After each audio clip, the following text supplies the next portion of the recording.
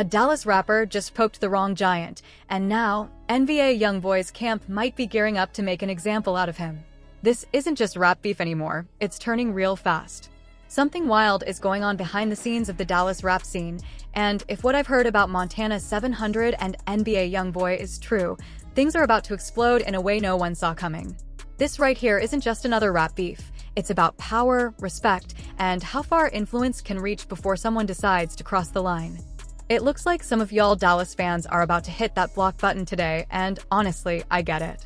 Because what's happening right now between Montana 700 and NBA Youngboy is wild, and things might be about to take a dangerous turn.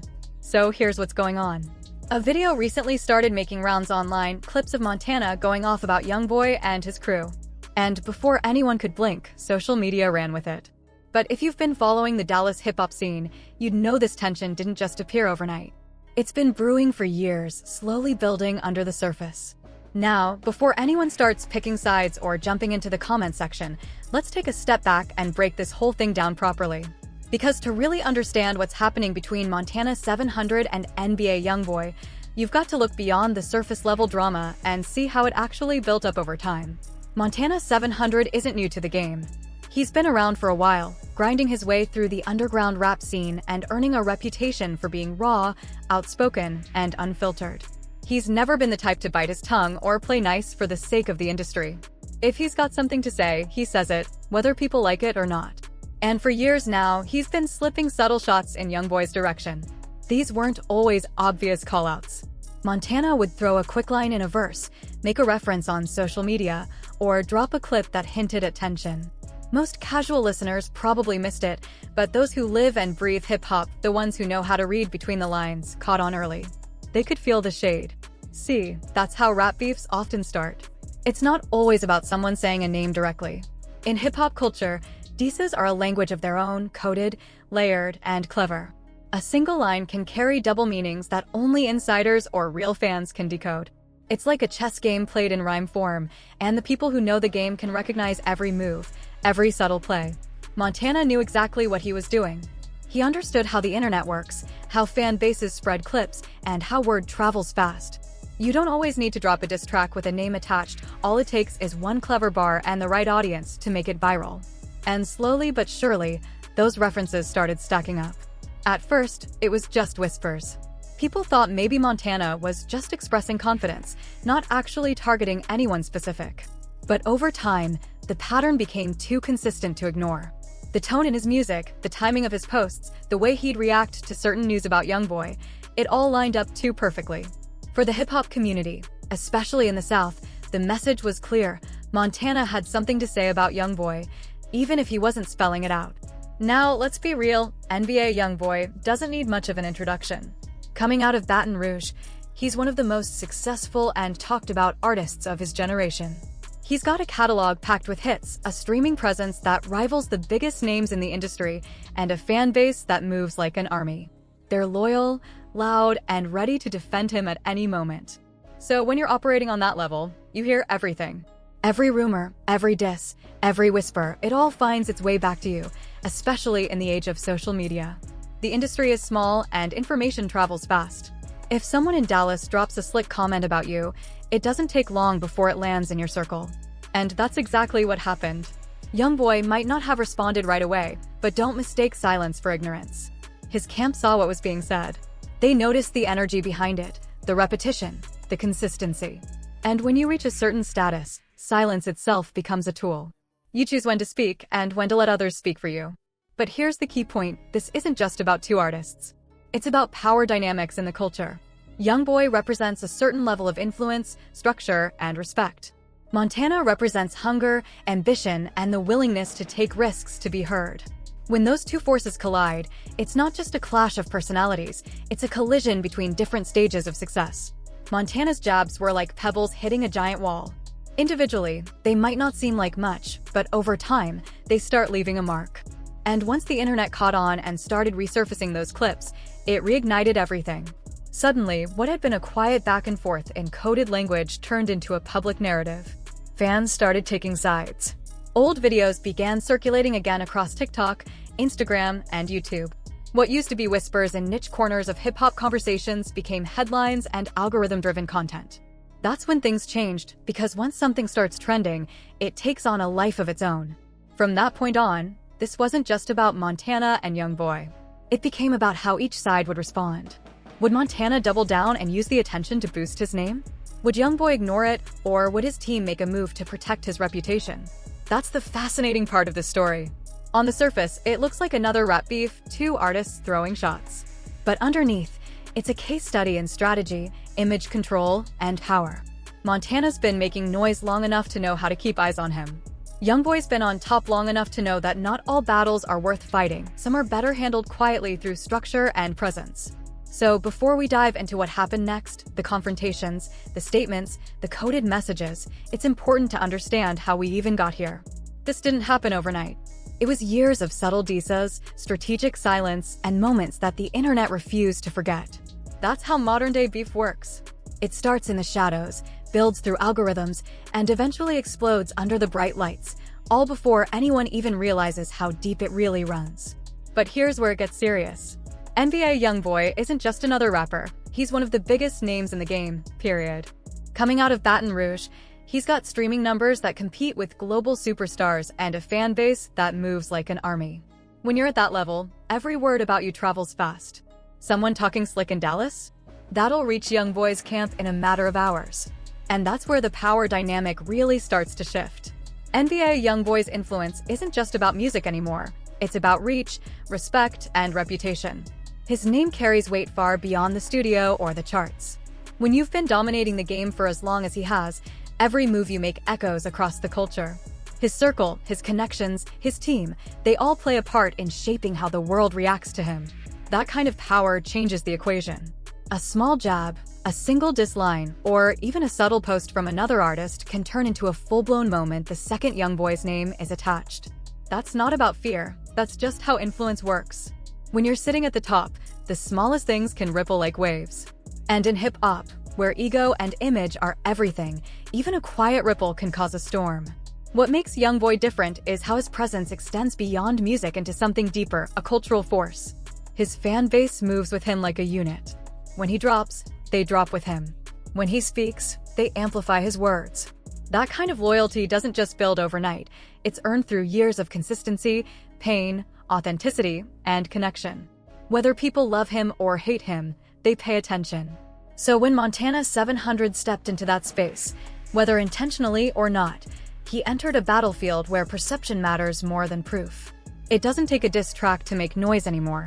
In the digital era, clout is currency and Youngboy's name is a goldmine. Mention him, hint at him, or even breathe his way, and suddenly your views spike. That's the double-edged sword of the internet. Exposure comes fast, but so does consequence. Now, Youngboy isn't someone who responds publicly to every challenge. He doesn't have to. When you've built a legacy like his, silence can be louder than words. But that doesn't mean his people are quiet. His circle operates with precision, loyal, ready, and often speaking on his behalf, without him needing to lift a finger. That's where strategy comes in. Youngboy's team knows how to protect the brand. They understand the difference between responding emotionally and responding powerfully. Instead of dropping disses, they move through presence, calculated posts, subtle reminders, and quiet actions that keep everyone aware of who really holds the cards. When you see phrases like, "we still killing for him," being thrown around, it's not just about aggression. It's a statement of loyalty, of dominance. It's about showing that Youngboy's power doesn't rely on his voice alone. But here's the deeper truth. This is where things get complicated. Because once words like that start circulating, the line between art and reality begins to blur. What starts as lyrical competition or online posturing can quickly turn into real tension. Hip-hop has always had that duality. It's both expression and experience. The stories come from real life, and sometimes the energy behind the words spills into it. Montana now finds himself standing at a crossroads. On one hand, he's getting more attention than ever. His name is trending, his clips are circulating, and people are talking. But on the other hand, that spotlight comes with risk. You can't call out someone with Youngboy's influence without expecting a reaction, even if that reaction isn't always direct. The real question is, how far does this go? Does it stay lyrical and strategic, or does it cross into something more dangerous? Because once pride, ego, and reputation get involved, logic starts taking a back seat. And in today's culture, where everything plays out in real time online, even a simple misunderstanding can escalate before anyone realizes what's happening. That's what makes this moment so fragile and so fascinating. It's not just about music beef, it's about control. It's about who owns the narrative. Montana's approach has been bold, unfiltered, and loud, while Youngboy's side moves with quiet dominance, the kind of confidence that comes from knowing you don't have to prove your power, just remind people it exists. And that's what keeps the whole culture watching. Because deep down, everyone knows this isn't just a feud, it's a test. A test of how influence works in 2025. A test of how the internet can amplify conflict faster than artists can control it. And ultimately, a test of whether respect in hip-hop is earned, taken, or maintained through sheer force of presence. Now, let's talk about what reignited everything. Those old clips of Montana dissing YB, the ones most people forgot about, started popping up again. Facebook, Instagram, TikTok, YouTube Shorts. Everywhere you scroll, they're there. And that's when things really started heating up. It's not always a new diss that sparks drama. Sometimes it's the old stuff making a comeback that stirs the pot. And when old videos suddenly start spreading again, it raises questions. Who's pushing that content back into circulation? Is it random? Or is someone deliberately trying to stir up the past? Because when you see the same clips popping up across platforms at once, it starts looking less like coincidence and more like strategy. And that's the real story here. This isn't just internet drama, it's calculated. What started as online shots has now become something much deeper, with real-world tension starting to build around it. So if you've been watching from the sidelines thinking this is just another rap beef, think again. The Dallas scene is on edge, the energy is shifting, and both sides are watching closely. Because when words travel this far, this fast, it's only a matter of time before someone decides to respond for real. Here's the real story. When clips like that start spreading online, it puts pressure on the other side to react. In both the streets and the rap game, staying silent can come off as weakness. If someone disrespects you publicly and you don't respond, people start talking. They begin to think you're either scared or not built for the smoke.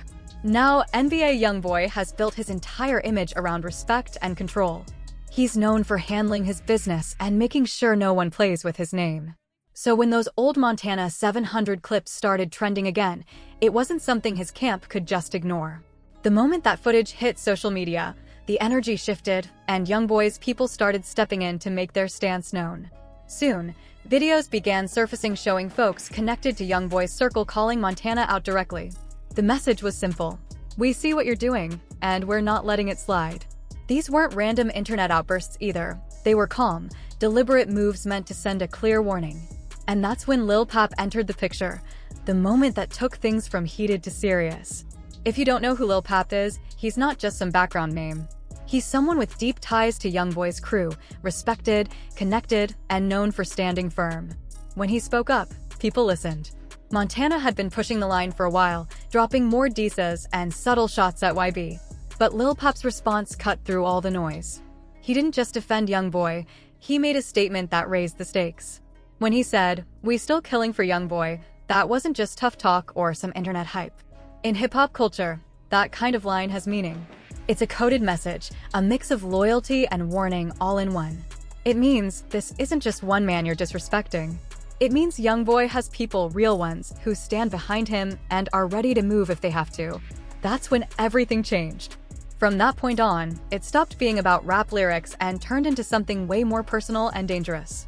Industry insiders started paying attention. The tone shifted. Because that kind of language? It's not metaphorical anymore, it's a boundary being drawn. And when boundaries like that are crossed, it stops being entertainment. It becomes an escalation, a situation where the tension you feel online can spill into real life. What most people miss, though, is the layers behind all this. The internet only sees the surface, the videos, the comments, the back and forth disses. But behind that, there's a whole other side of the story. Quiet conversations, real moves, things happening off camera that the public will never know about. That's the part nobody talks about, and it's exactly where this story starts getting real, and what that circle is capable of. So now, everyone's asking the same question. What happens next? Does Montana back down? Does he double down? Or does something happen that none of us expect? He's in a tough spot. If he retreats, some fans might say he folded. If he keeps going, He's playing a dangerous game with people who have already made their position clear. Either way, he loses something: respect or safety. And honestly, at this point, Youngboy's team already won this psychological battle. They didn't have to shout, threaten, or post.